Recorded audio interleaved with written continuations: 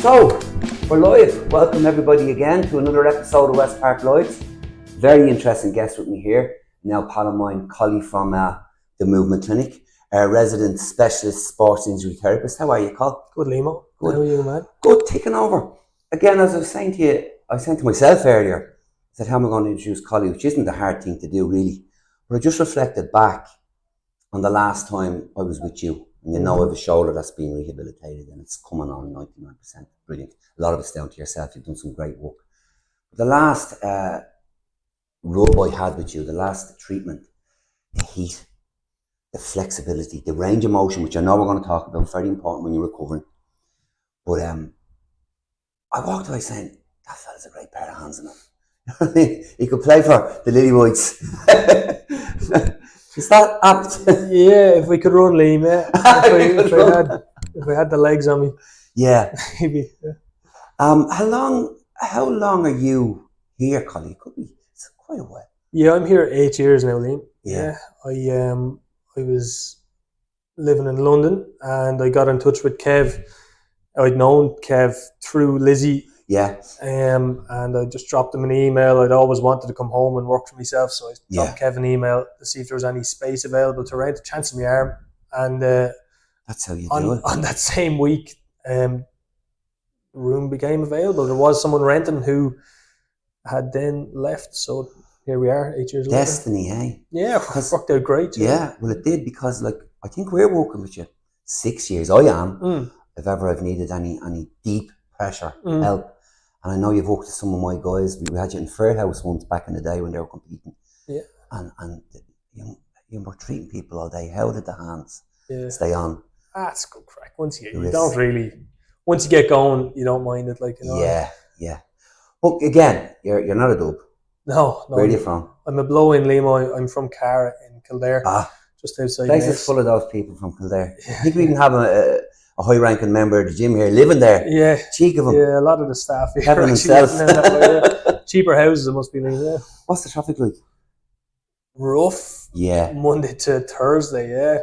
I'd leave at about 7:20 to make sure I'm in for 9. Like, there's always congestion. It's bananas, isn't it? Often an accident, but it's fine. You used to be able to take a shortcut. You used to be able to find ways around. But like even in Dublin, even in Tala, there's no shortcuts anymore. No, they're all chock-a-block with cars. They're all blocked, man, yeah. And then the road works. Yeah. I swear to God, my road has been dug up more times. Every week there, that's something. Anyway, I'm digressing. You're from Kildare. You're from Cara, lovely little town. Yeah, nice little quiet spot. Yeah. And you went to school there. Yeah. I went to primary school in Cara, and I went to the CBS in Naas then for secondary school. And that was a great spot. Yeah, who did you play football for?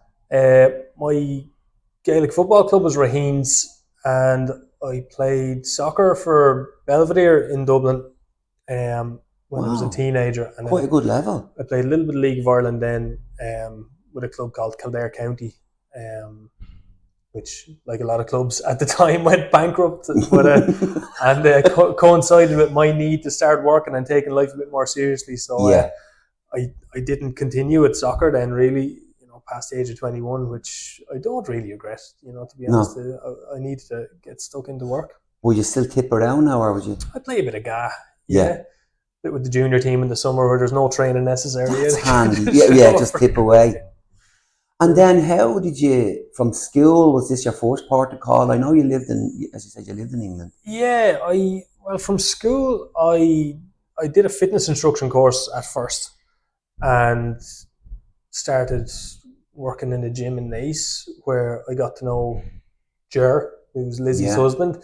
Ger was my first duty manager on my first shift, and we're still close today. And that's how I met Lizzie and made the contact with Kev, and here we are. Went on from there. Yeah. Strength to strength. It worked out well. And you're here 5 days a week, right? More. So I'm here 5 days a week, and my brother Barry, who Barry has a degree in sports rehab and athletic therapy, so he's working with me now 3 days a week. So he's got the graveyard shift on a Saturday morning.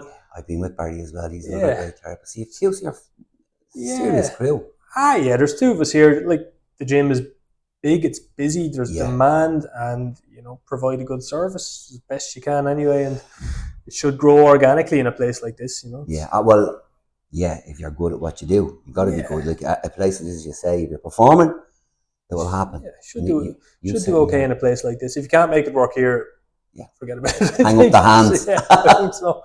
Yeah. What are your treatment types, your modalities? I know deep pressure. Yeah, so I suppose I'd see people really chronic musculoskeletal Right. pain conditions. Right. Yeah, a lot of it is quality of life stuff. A lot of Okay. it is people who aren't active and suffer with muscle and joint pain because they're not active, and you'd get them some pain relief on the treatment table, and you'd encourage a more physical lifestyle, get them on an exercise routine that will actually, Right. they come in with pain being the focus and they leave. The intention is to have them leaving being more active in general. How do you do that? So then what you're saying is that people, you probably need to listen a bit first of all, which I wouldn't. Yeah. When I come to you, we have a chat. Yeah. Then I just stop talking because it's so good and so intense. Yeah. But are you saying that you recognise that it's the lifestyle needs to be looked at as well? How do you get that across? If someone thinks they're coming with an injury, but you're recognising it's a lifestyle. Yeah. It's easier to work with people who are already physically active, who are already exercising and training, because you can never rub someone strong on a treatment table. There's nothing you can do on a treatment table that will make someone stronger. You might ease their pain. Yeah. You might increase some range of motion for a little bit of time. But really what you're doing is you're opening a window of opportunity for them to then strengthen the structure, whatever that may be. Yeah. And build a bit of resilience in the area where they've got their pain. And then you're trying to just encourage them to be a little bit more physically active through that. So, well, I would see you've your class of senior class. Movement is what that class is about. Range of motion. Yeah, mostly. Expanding or extending or at least maintaining, which is important. You and I spoke about this at length, and I say to my guys. But I've also seen you with some of your clients that come to you. So that's what you're doing. You progress them if they need it. You show them an exercise. What you're doing really is, depending on where someone has pain, you're assessing range of motion, and then you're looking for strength discrepancies between one side and the other, or between front and back of a structure, and you're trying to balance that out. That's very interesting. So the movements should look a little bit intricate and a little bit kind of specific, but you're trying to integrate whatever strength they're building in that movement pattern. You're trying to integrate that into more global movements. So let's say glute weakness is a common one. So you might start with some kind of a hip thrust or a glute bridge, and then you'll progress that into a glute bridge with some squat movements, with some lunge movements, so that what was a weak glute, for example, that strength and tension that they're after developing it, they then learn how to use that through bigger movements like squat and lunging, and it should positively affect how they walk, run, jump, whatever it is they're doing otherwise. Very interesting. So I would imagine the longer post-injury that they take in rehab, the more the muscle has, I won't say atrophy, but it's lost its range of its ability. Yeah. So you can see that, you can feel that. Yeah, they'll be weak and unstable. Yeah. They might come to me with pain, and that'll be their trigger to come to someone like me.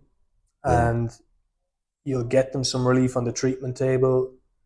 You'll try to make whatever particular muscle or muscle group is weak strong. That'll decrease their pain symptoms. But at the same time, you're trying to make the point that, hey, you need to be a little bit more physically active for all kinds of health reasons, not just this bit of pain, Yeah, so it's holistic, really. Your approach is holistic, because if you don't treat the area with the total body, as in change lifestyle, look at some form of exercise. The worst person that I imagine is someone that doesn't have an exercise background. Yeah, and you're getting that across. It's hard to get buy-in from someone who's not physically active, because they don't see exercise as a priority. They just want to feel well. They just want to get rid of their pain, and maybe they're happy with that, and they don't pursue it any further. But you have to endeavour to encourage that at least. I've loads of questions, and I hope I don't forget them all. First, just on that then, like speaking subjectively, I get a great feeling of relief. I'm looking for pain relief because we know what it is. We've discussed this. I brought you my charts. I've showed you the MRIs, everything else. You know what's going on. We know where we're going. I'm looking for range of motion and pain relief. And I almost feel it immediately. So is the actual act of pressing the muscle, getting blood in, what's happening there? What's happening there? Yeah. It's almost like a localized painkiller. It's probably easier to explain if we use dry needling as the example. So dry needling is where a localized painkiller. Yeah, that's a great description. You're actually inhibiting the pain receptors, sending the message to your brain. It's almost like a numbing effect. Really. And then there's an increase in blood flow and circulation, and that's what makes it feel warm. It feels mobile, loose, not as painful. And that's your window of opportunity to then increase that structure's tolerance to load, for example. Like what you would get is a little bit of inflammation on the tendons as well. Yeah. And, typically deep tissue treatment, compressing the tissue, really release, compress, release. You get a rush of blood to the area, it desensitizes, and your arm feels lovely then. When you it feels lovely for a long period of time, because then the blood is going in, the numbness is happening, as you say.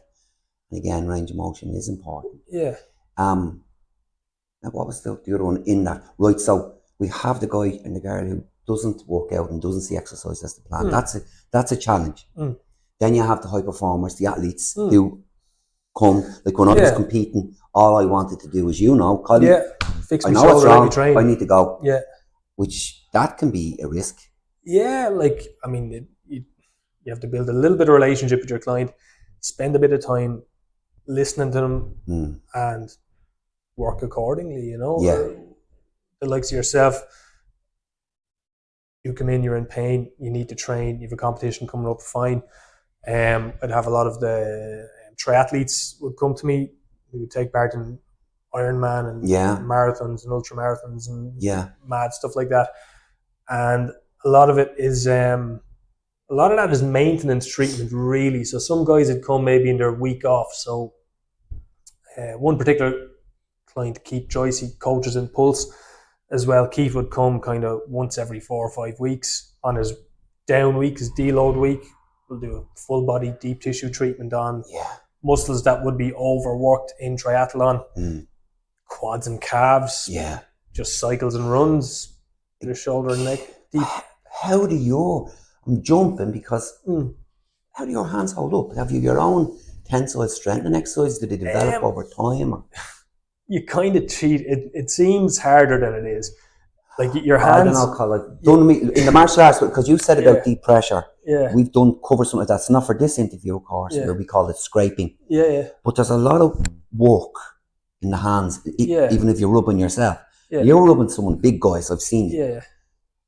You must have some kind of forearm. I suppose you have a bit. By the end of the day, they're limp. Wow. But it wouldn't be by the end of the day, I'd have a pretty pathetic grip strength. But don't shake. That's when we shake hands. Yeah, at the end of the day. Flimsy handshake. But without realizing, you build up a tolerance. You learn how to use your body weight a bit more effectively, I suppose, and that takes a bit of pressure off. You just build up a tolerance. I'm lucky so far that I haven't had any real issues. No, you're doing something right, and you're well trained, well skilled. We've dealt with the athlete. What would be, I'm saying in general, so we can kind of leave the high performance athletes out if you like, or the specific athletes. In general, people come to you. What would be the most common injury you're treating? Most common? Probably a bit of neck tension and spasm, I suppose, or tech neck, because our phones are in front of us, our screens are in front of us, steering wheel, so everything brings our rib cage down and your chin up, and people tend to get a lot of compression there. Lifestyle. Kind of sedentary lifestyle. Look the way I'm sitting even now. Well, even me, if I didn't train, I'd be in awful pain, I'm sure. But I'd say that's the most common thing, and everyone knows someone who's got, Jesus, there's a point in my shoulder blade or my neck is stiff. Or that's the most common thing I'd see. That's the bread and butter kind of stuff there. Would it just be massage? I would imagine that'd be easy to treat if they're willing to listen in terms of exercises to give them. Yeah, like a lot of it, like I hate to use the word postural because it sounds a bit too vague, but it is a little bit postural in terms of the strength exercises that you'd give them should result in a better posture as well as decreasing their pain symptoms. That kind of thing, even how we're sitting down now, I'm kind of slouched. My ribs are down and depressed, and I kind of have to tilt up to talk to you. So your strength exercises should really, at least your warm-up should at least revolve around pulling your body back into a kind of a neutral position before you start your weightlifting or your running. So by the time you've gone through your mobility and your activation, people should feel a little bit taller, ribs elevated, a little bit more limber, and then ready to lift and ready to work. So there are exercises connected to it. How, given the length of your day, you have a long day today. Tuesday and Thursday do a long day. How does your own program fit in there? What is your own program? I've seen you. I know stretching. I'm running a bit more lately. Beat the traffic. To beat to run from there to Dublin quicker than drive. No, my girlfriend drags me out twice a week to run because she's like a gazelle, and I'm like an elephant, plodding on the footpaths. But I'm trying to run a little bit more. I do a 5k and a 10k kind of alternating at the moment. And I do a little bit of strength training in here.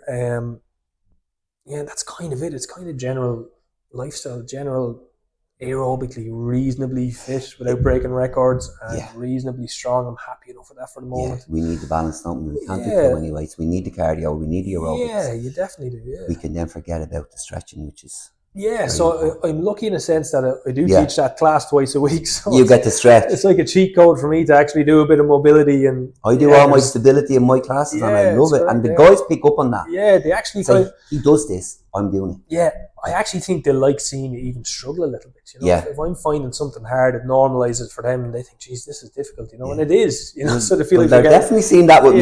Me too. Particularly if we're doing a one-leg stand or something, nearly always fall. Don't worry. You'll be grand. If I'm falling, you'll fall too. I'm out of breath doing a mobility class. I always, around this time, there are, again, in terms of your work, I think we've covered lots, and it's really interesting. There's, again, I would always highly recommend you that deep pressure. You did touch off the needling. Yeah. Is that a big... It's a useful modality. Like there's lots of different tools and techniques, and there's needling, shockwave, laser. There's all kinds of modalities out there. And is it in the same place as acupuncture? Acupuncture. It's dry needling is Western medicine's take on acupuncture, and it's used just for muscle pain, really. Right. They're not going into. They're not going into the Chinese meridian lines and that kind of thing. It's pretty black and white. It's, to put it bluntly, it's a bit of trauma to the tissue to inhibit the pain receptors. Okay. And that's a kind of a numbing effect. Okay. Yeah. And what's the efficacy? It works? Yeah, it works really well on certain things. I find any muscle belly stuff, it works really well on. Right. Any tendinous stuff, I don't really like using it on tendinous. It's not a lot of twitch muscle fiber. No, exactly. It's tendons are they're harder, more plastic like. Even friction works better, and I personally prefer doing something manual on a tendon. Yeah. Or you mentioned scraping of a heated kind of a scraping tool that you use on a tendon. We must talk about the scraping again. I know we chatted about it before. Very interesting to get your take on it. Because we learned it years ago, but you've got to be very careful, don't you? Yeah, you can be. You have to be a therapist. You can be a bit overly aggressive, you got to be careful. Yeah. I worked for a guy before, and he said, if they're gasping, you're going too bloody hard. Relax, and just pay a bit of attention to them. Yeah. It shouldn't be torture. You want it to be deep and you want it to be effective, but there's ways and means of applying it without. Oh, I've seen some treatments. It was traditional martial arts had this technique in it. Yeah. But again, it's something we can discuss again. You and I will have a probably a really good pain relieving kind of effect. Like it really is numbing. Whatever area is being numbing. It's numbing. It's definitely numbing. Honest to God. But How's your diet? Oof, it's okay. Yeah. Are you heavy meat, light meat? Would you go in and out of I think, paleo? Would you be vegan? Would you oh, recommend? my diet, Liam. You're a young man, so you've a big Yeah, fire in I there. definitely, like, there's a few people watching this laughing, but I I do eat a bit too much sugar. But in general, right, the good things about my diet, I'd have a fish dinner 2 to 3 times a week. Mm. Um, I'd have overnight oats in the morning Yeah, because it gets me through yeah. 6 or 7 hours of Slow burn. work without Yeah. having to Right, so think you about would food. go for a long period. Yeah, Yeah. and yeah, I would eat a bit of chocolate as well and a bit Yeah. of Don't shit be. sometimes. Everyone Like, knows that if yeah, anyone that's listening to this, yeah, I have a serious issue with. yeah. It's not the muffin anymore. It used to be Yeah. called. There's a bit of. I've gone back to dark chocolate Yeah, because good it's better move. for you, Yeah, and if you eat slower, you eat less. yeah, Just gets me through between. Say one class, then another. yeah. What's your sweet thing? Is it anything go on? Something with Ooh. sugar in it? Yeah, I think with sugar, I don't know, like, yeah, red Doritos, the chili heat wave Doritos, Limo, the salt is addictive. I find, And yeah, there's MSG there too, I think. yeah, they're not great, but No. I'm making a bit of an effort to cut back on those. That's only I February. find that I'm probably about 75% okay, 25% Yeah. could improve. So 5% away from the 80-20, which Yeah, is all exactly. right. Yeah, Yeah. could be better. Yeah. Could be worse. Easy going. Yeah. Water, would you make sure to get that in? Yeah, I'd have a bottle of water there in the office and Yeah. then be tipping away. All day. Just sipping here Yeah. and there. Yeah. Yeah. Try not to guzzle, but I'd have a drop to keep me 100%. sane as well, you know. Yeah. The last thing I want, what bothers me when I'm working is to be starving or thirsty, and I just need to make, if I've a full belly and I'm hydrated, I'll work all day and I can listen to people and give out a good service then. Yeah. That's my Have you, priorities. you did, no, I know you do with me, but is it a formal? Have you a follow-up service as in you write the program out, so you need your massage, you need your... Yeah, I suppose my mantra starting off was to try and offer service to relieve someone's initial pain, restore function and range of motion and strength to whatever part of their body is in pain or Yeah. restricted, and then improve Well, you their can tick that box. yeah, There's plenty will say and then that. try to improve their level of performance. And that's, it's probably a tricky thing to do in the sense that once people have their pain relief Mhm. and they're like, oh, my arm is functioning Off they lovely go. now, Back to normal. off they go, and that's fine, And they never exercise, as you said. but I do try to integrate a more rounded strength program with their bit of rehab. Yeah. And try to marry the two together, so there's a little bit of accountability on them. And I reinforce, I try to tell them that the more you exercise and keep yourself strong, the less you need to see people like me. People like that.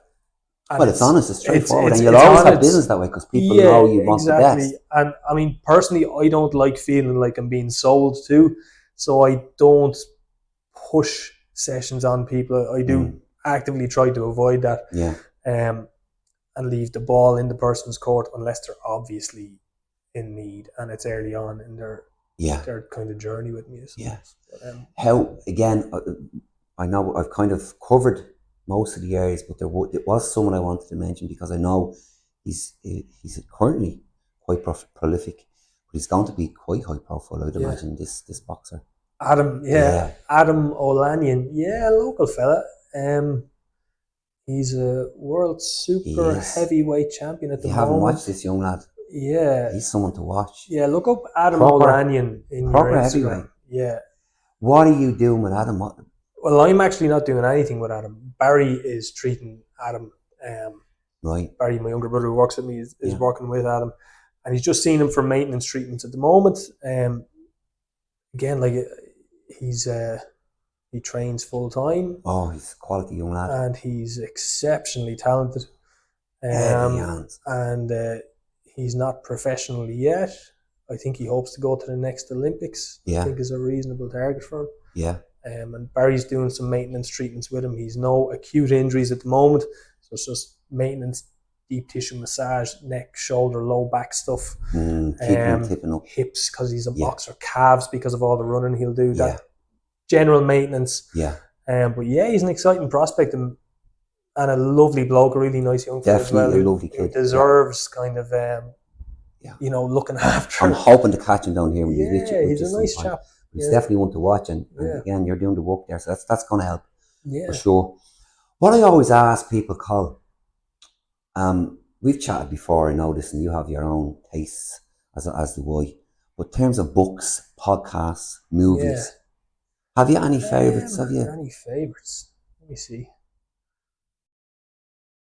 I like the Diary of a CEO. What do you recommend? I like the Diary of a CEO. It's a fairly popular podcast. Again, depending on the guest. The podcast itself, I don't really. It could be anyone hosting it. It'd depend on the guest. Then the casual sports podcast. Love a bit of. Gary Neville does a podcast. I think it's called The Overlap. Roy Keane is on it. I love listening to that. Flapping album, and I'm not soccer's not my thing, but I do listen to them the odd time. Yeah. I believe them. It's just a genuine chat to take the piss out of each other. It's just nice, light-hearted entertainment. Then books. Would you have a book? Are you a book man or? Oh, I've got comics. The bingo. The bingo. I would read the dandy like that if I got a copy of it. Oh, I went through a phase. A buddy of mine got me Meditations by Marcus Aurelius. Right. Not that I'm. No. I dip in and out of this. Yeah. Little bit of nice little vignettes, nice 4 or 5 lines. Yeah, beautiful book. He said it that long ago. But he was an emperor or something. Wasn't he? He was a Roman emperor as far as I know, anyway. He was in Gladiator, I think. Was that him? Yeah, I thought it was Richard Harris. What about movies, Col? Would you recommend one? Say I want to go tonight. My favourite film is The Departed. Good movie. I love The Departed.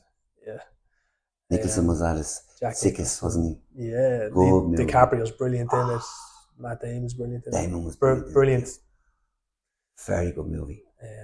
Based on the Irish Mafia in Boston. Yeah, cool. That's my favourite. Then any gangster movie, the usual classics, Goodfellas, Godfather. Another good movie. You know what I was watching the other day, and you have to get yourself over the fact that there's a lot of makeup here and a lot of AI involved. The Irishman. It's good. It is a good story. And Joe Pesci was brilliant in it. Bob De Niro was kicking someone outside the shop, and you're like, "That's an old man." You couldn't get it going. Yeah, God love it. But that's a good movie. Great film. Any gangster film I love. Yeah. I've watched The Sopranos, kind of. Great show. About once every 2 or 3 years, I'd go back and watch from start to finish. You have to, because sooner or later it'll get out of date. No, we still watch that. Oh, that was absolutely. I don't think that. Have we missed anything? Anyone need to mention or? I think so, Liam. No. I'm happy with that. Absolutely loved it. That was a nice chat. It was just good to let the guys know that we have a good therapist here that's doing his job. Yeah. Easy going guy. Yeah. Too laid back gangster for me movies. Too laid back for me own good, maybe. Too nice. Not when you're rubbing deep. No. Shut up. Thanks, Col. Really appreciate it.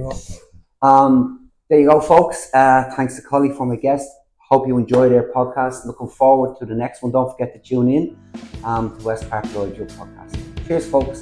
Let's see how that went.